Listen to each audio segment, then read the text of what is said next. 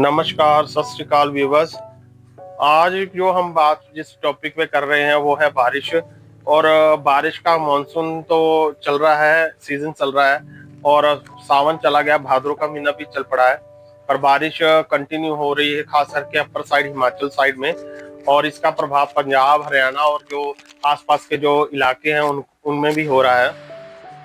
और ये पहली बार नहीं हुआ जो इतनी तेज बारिश पड़ रही है। पिछले सालों में भी काफी सालों पहलों भी इतनी ही बारिश पड़ी रहती थी और इससे भी ज्यादा होती थी। पर उस टाइम हमारा थोड़ा सिस्टम अलग होता था। कच्चे घर, पड़गंदे के घर होते थे या कच्चे घर होते थे, आंगन भी कच्चा होता था। और उस टाइम तो बाढ़ें भी बहुत आती थी, पर लोगों को इतना नुकसान नहीं होता था, जानी जूनी कोई नुकसान नहीं होता था। खाली लोगों का घर घुर टूटते थे, जो कि बाद में मिट्टी से वो फिर बना लेते थे। पर ये सारा कुछ क्यों हो रहा है, इसलिए इसके जिम्मेवार कौन है?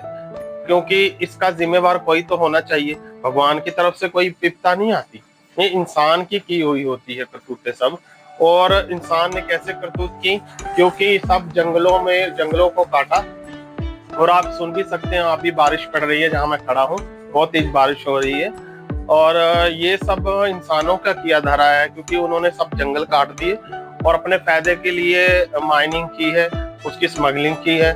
और बड़ी बड़ी सड़कें बनाने के तरक्की के नाम पे नई नई कॉलोनियां बसाई हैं, खास करके अपर साइड।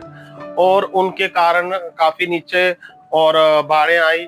और खास करके हिमाचल और उत्तराखंड में जैसे एवलोंच आ रहे हैं, बादल फट रहे हैं, और वो भी उसी के कारण हो रहे हैं। जो नदियों में घर बसा दिया है नालों के साथ, उन्हीं जगहों पर होटल और कई रेस्टोरेंट वगैरह भी बना दिए हुए नदियों के बीच या कॉलोनियां काट के वहां। और उसका कारण ये हुआ कि वहां बहुत ज्यादा गंदगी और पोल्यूशन फैल रहा है। और नदियां जो है किसी भी टाइम मुख मोड़ सकती है, अपना रास्ता बदल लेती हैं।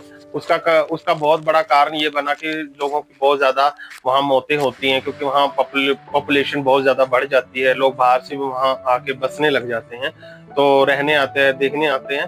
तो जैसे कि आप उत्तरकाशी की घटना देख ही चुके हैं कि कितना बड़ा नुकसान हो गया। ये हमारे लिए एक सबक है और इस सबक से हमें सीखना चाहिए कि नदियों और नालों के पास लोगों को परे बसाना चाहिए और कुछ पैसों के लिए कुछ लोगों के जिंदगी के साथ नहीं खेलना चाहिए। और जो भी वहां क्षति हुई है या जान माल की, उनके लिए हम प्रार्थना करते हैं उनकी आत्मा को शांति मिले। और भगवान करे कि कुछ हमारे अभी भी लोग लापता है वो मिल जाएं, और जिनके कारण उनके परिवारों को शांति मिले और सन्नता मिले। और हमारी सिंपैथी उनके साथ है। और हम सब अरदास कर रहे हैं। और जत्था तक हमारे वहाँ जो पंजाबी हैं बहुत जाके हेल्प भी कर रहे हैं, वहाँ लंगर भी लगा रहे हैं, वहाँ कपड़े का प्रोवाइड करा रहे हैं, कपड़े और लंगर भी लगा रहे हैं। बाकी शेल्टर जो धीरे धीरे बनता है, एकदम से तो कोई शेल्टर दे नहीं सकता। तो धीरे धीरे वो भी जो इंसान ही इंसान के काम आता है। और भगवान तो बाद में होता है, इंसान के रूप में ही भगवान है। इसी के कारण साथ हम आपसे विदा लेते हैं। बहुत बहुत धन्यवाद जो आपने ये मेरी न्यूज सुनी और आपने मेरे को सुना। बहुत थैंक यू जो आपने इतना टाइम निकाला। Very very thank you very much.